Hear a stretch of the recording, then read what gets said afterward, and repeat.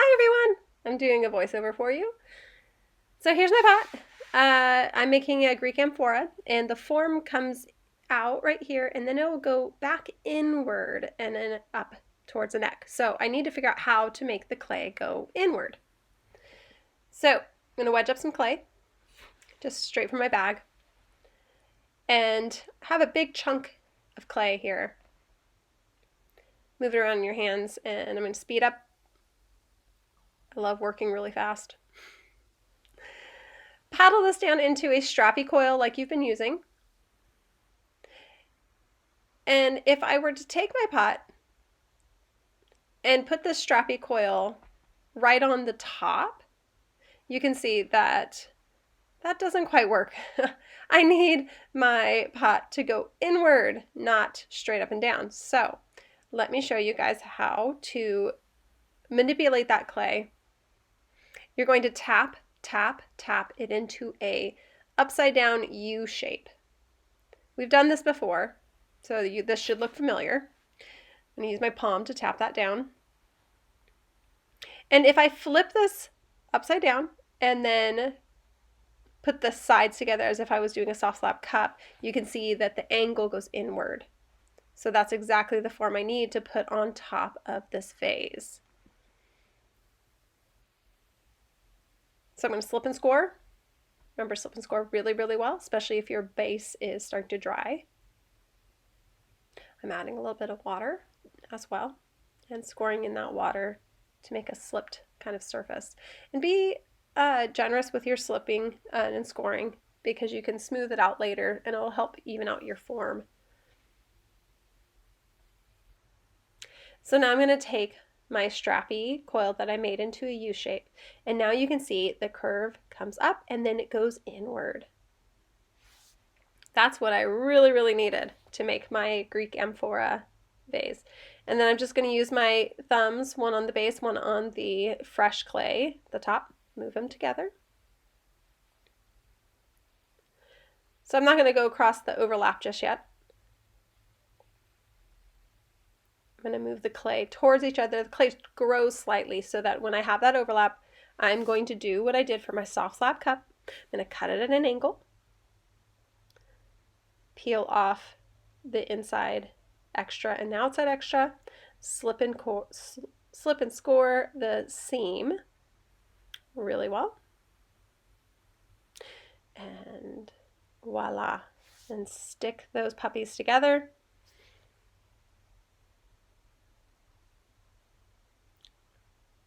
And then you can, because I generously scored down the vessel slightly, I'm going to use my rib and I'm going to push that clay over that seam, and that helps even out that surface. It's a little bit of a messy job, but just keep at it.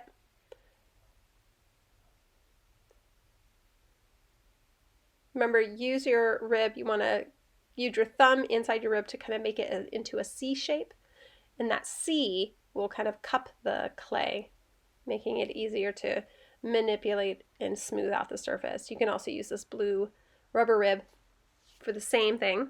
I'm adding water to the surface, and this helps me fill in any of those little bumps and crevices. And you can see my inside hand is supporting that fresh clay, the lip of the fresh clay, encouraging the clay to go inward so that I get that really nice bulbish shape for my vase.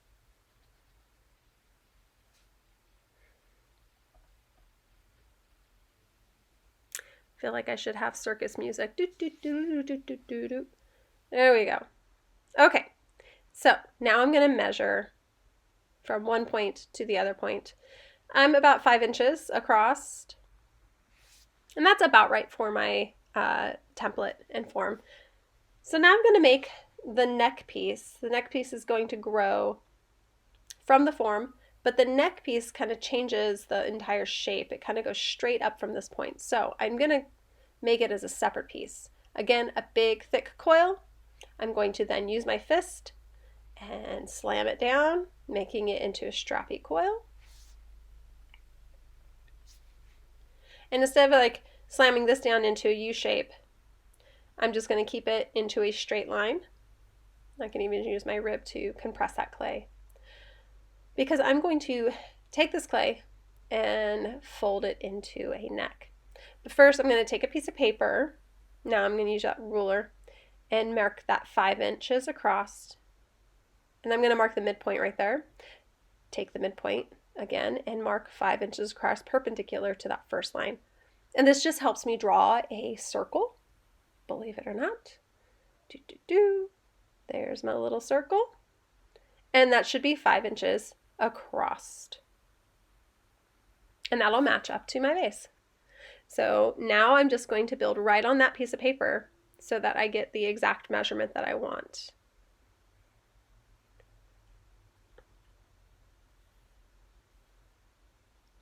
And same principles, you want to use that soft slab cut principle of cutting at an angle so that you have a beveled edge right there so that you have more surface area for the slipping and scoring to join those two edges.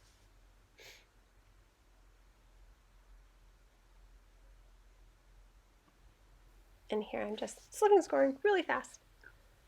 And I'm going to join those two edges together. Now, if you want to make your neck taller, you could add another ring or another coil or a couple coils up on top to make it taller. But this is about right for what my purposes are. Okay, here's my vase. And I'm realizing that this interior circle right on the inside, I need to add another coil because it's kind of wonky. And that coil is going to help me even out the circle and make the circle more complete. So slipping and scoring.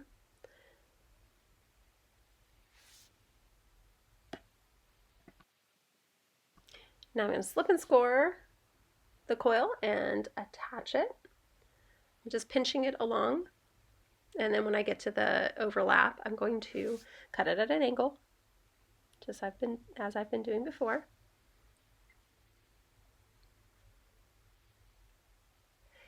And I'm keeping my inside hand. Notice my inside hand is supporting that wall. And my thumb on my outside hand is pushing that clay into that shelf I'm kind of making with my inside hand. That way it doesn't collapse in on itself. I can control the form more directly this way. And if you wanted to go inward a couple more times, oh, here's the rubber or the metal rib. I'm kind of smoothing the surface. If you want to go in a couple more times, you could add more coils and you could make this go quite horizontally. Use a paddle. This is just a kitchen spoon. I'm going to cook some pasta with this later after I clean it. But you can use your paddle to paddle the walls. Especially if they're getting a little bit stiff, paddling is better when it's getting closer to leather hard than it is when your clay is really soft. And this allows you to just kind of knock down some of the high points, kind of even out the curve.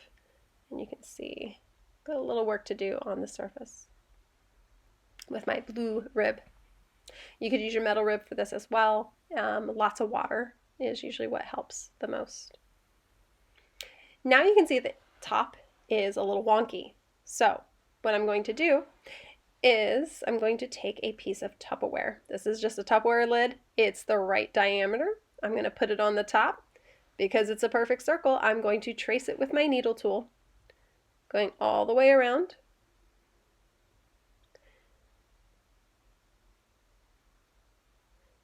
And then now you'll be able to see that circle. That's what I want. I want that circle, that perfect beautiful circle to be on the top. It'll make my piece look more precise. And that's really, since I'm doing a Greek amphora, that's really what the Greeks were going for. Precision.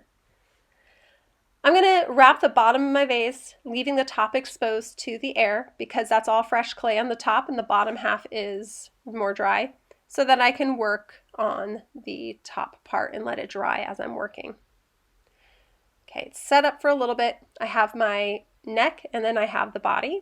And now I'm going to work the neck and body together. I'm using a needle tool, marking a line so that I can score right on the inside of that line.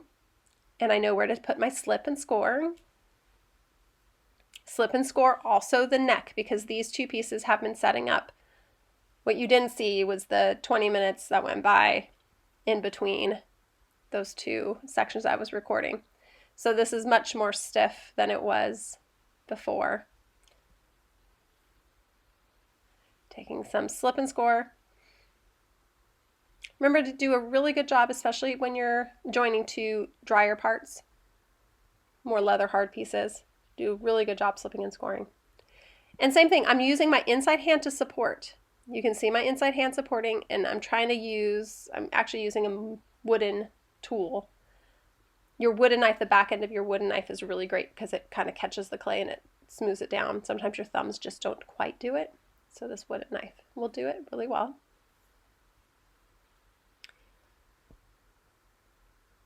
And I flared out my lip a little bit, and now I'm going on the inside, and I'm just working that kind of extra clay that I hadn't cut off, that didn't quite match, and kind of working it into the neck.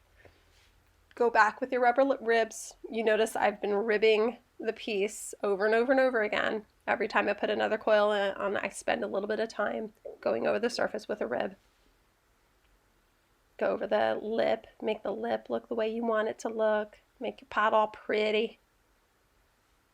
I hope you guys are doing well. Send me an email if you have any questions. Remember, these are going to be due very soon, so get working.